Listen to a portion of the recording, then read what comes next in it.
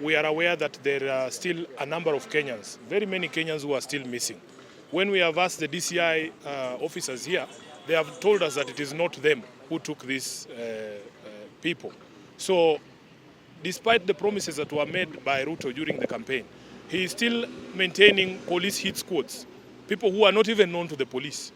And they are the ones conducting these abductions. At least for Alfred Keter, there were people there to film it. And that is why he is still safe here. As a father, I would never wish what happened to Alfred Keter to happen to any one of us who have children. That I'm taken away kicking and screaming in front of my own kids. Those kids are traumatized for life because nobody wants to see that happening to their parent. The second request we have made to the DCI is that if there is any leader in Azimio, any one of us, who they need to see or talk to or to speak to, or to, if you have any issue with any one of us, we are available at very short notice. There is no need to go and break down Honorable Babu Owino's door at home when his wife and children are there. If you want us, let us know. And we have given our numbers here. They have Sifuna's number, they have Honorable Kalonzo's number, they have Eugene's number, they have all of our numbers. If they need us, we will come the way that we have brought ourselves on time, any single time they want us, because we are not criminals.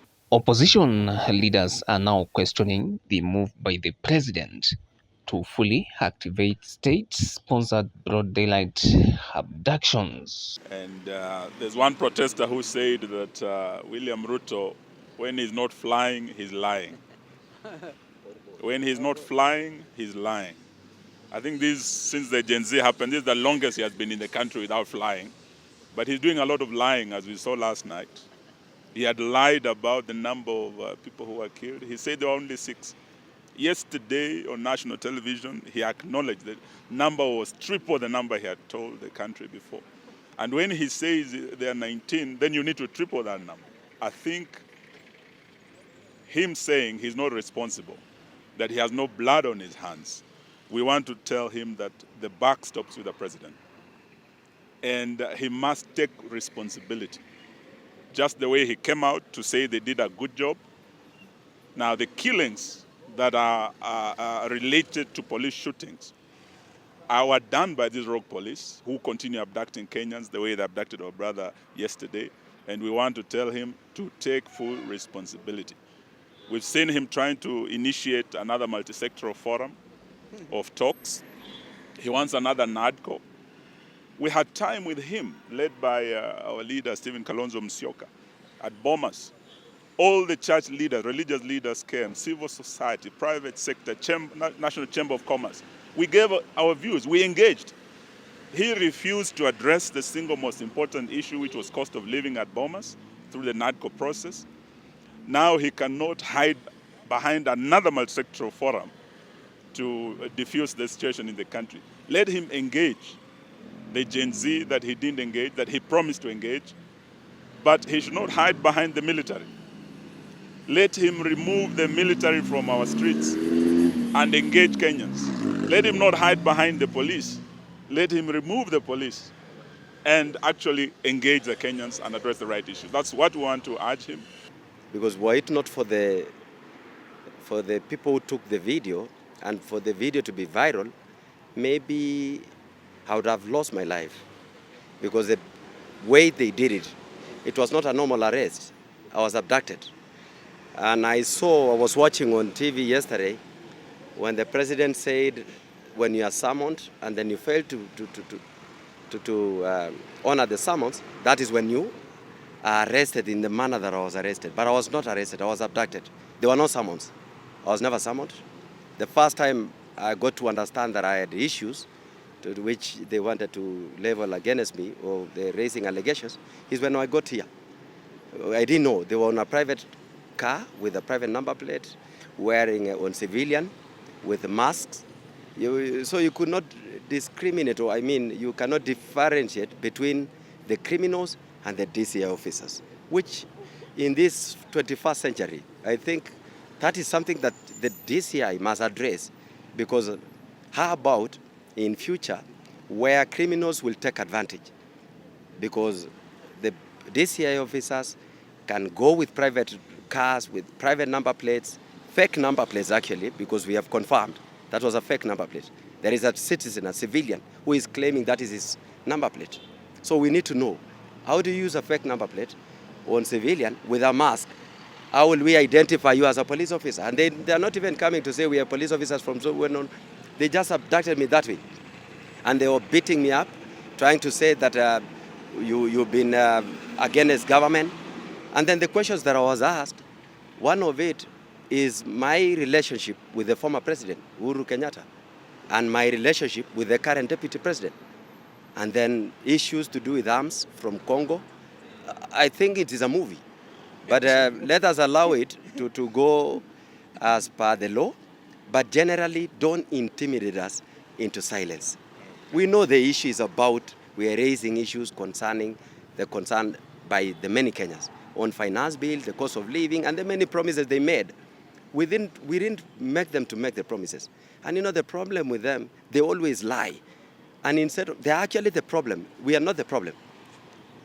And I've seen Senator Sifuna spoke about this issue many times, saying that it's overwhelming for the opposition to handle the issues that they are raising, because every day, including yesterday, the president lied like 100 times.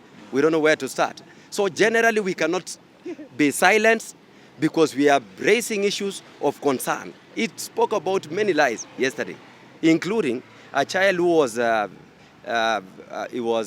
shot with over 8 bullets, and he was telling Kenyans that he's not aware whether he's still living or not. He does not know. And some criminals again took advantage and grabbed guns from police and started shooting on civilians. Now and he was not even apologetic. We were expecting him to say, let me condole with the families who have lost their loved ones. Let me feel with the families, the mothers who are crying. We've seen on TV, the grandmother from Kidurai and the other one from Rongai, who have lost their Rex mother, who is meant to bury this Friday. You can imagine burying your children. And they are saying, these are criminals who died. We want to talk about these issues, and you are trying to intimidate us into silence. We will not be silent. This morning, my young kid, 6-year-old, asked me a question that is so fundamental, and I think the DCI and the police force must really address it. Because they were telling me, why didn't you report this case to the police on this who abducted you? And I didn't answer that question. I think the DCI should take the responsibility, because in the manner they abducted my children, abducted me, in the presence of my children and my wife, it is so wrong. Like the way Sifuna has said, and His Excellency Kalonzo Musyoka has said, and repeated by former Cabinet Secretary Eugene Wamalwa, we respect the law. Just someone else will appear the way we appear this morning.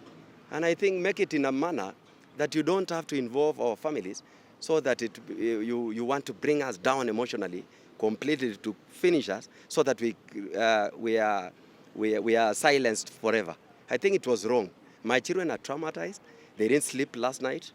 They've been taken to hospital because they have to go through a counseling process.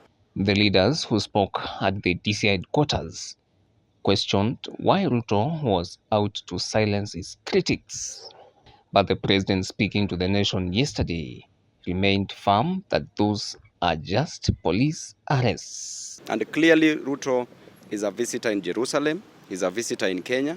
It was clearly shown yesterday by the fact that he didn't even know whether people are dying in Kenya or not. He didn't even know the plight of a child who was shot by his own police officers.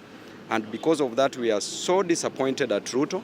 And I want to express my disappointment once again. When Ruto was campaigning in 2021, 2022, he clearly was telling the then regime that do anything to me as Ruto, but do not touch my children, leave my children alone.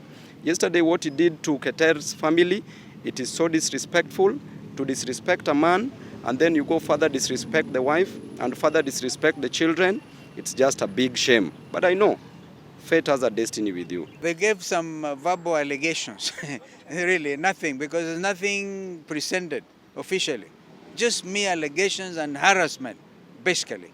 they should ensure that that budget is reduced to around 3 trillion. We don't need a budget of 3.9 trillion if we can't manage it. And it is clear that in the last financial year, they only managed to collect, this financial year that is ending today, 23-24, they only managed to collect 2.3 trillion, which means that we are running this country on a deficit. So therefore, we don't need a budget of 3.9 trillion.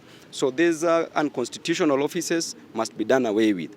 Members of Parliament, I don't support the fact that members of Parliament should be traveling. We should remain here in Kenya and sort all our problems here. The manner in which our brother was actually arrested was uncivil and barbaric in front of children between the ages of 12 and 6. And I can confirm that these kids were extremely traumatized. We spent the better part of the afternoon yesterday with them until Mheshimiwa was released, and we allowed them to go home. But I can imagine what the children are going through. In fact, my daughter, who is away, brought it to our attention because we have a family WhatsApp group, and she wanted to know, why has Baba Sasha been arrested? What has he done? What crime has he committed? Now, what explanation can you give to a 12-year child who is asking very hard questions? I only would want to ask the president to look at Kenyans in the eye and tell us how he would have reacted if his own children were treated the way Honorable Keter's children were treated. He is a father, I'm assuming. And if he's a father and a parent, then that is not how to behave.